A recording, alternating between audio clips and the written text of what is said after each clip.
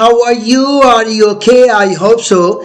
This is Khurshid Anwar Qasmi, your online English teacher and trainer.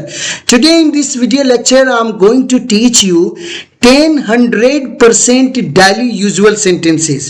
I request you please listen to me carefully and try to understand everything. You should repeat every sentence with me also. So just start. As you can see on the screen, here is written, ज़्यादा चालाक मत बनो, don't be so smart.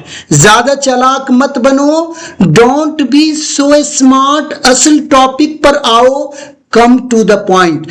शर्माओ मत, don't be shy.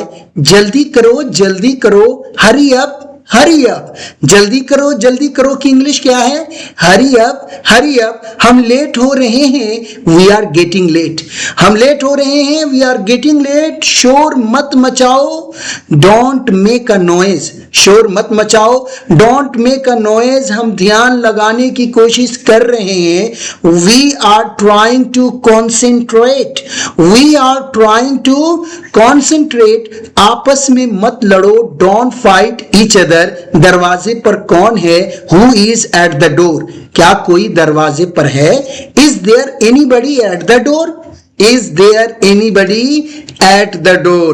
Dear students, अगर आप इस video को YouTube पर देख रहे हैं तो नीचे सब्सक्राइब बटन पर क्लिक करें, और अगर आप Facebook पर देख रहे हैं तो हमारे पेज को अभी फौरन फॉलो कर लें.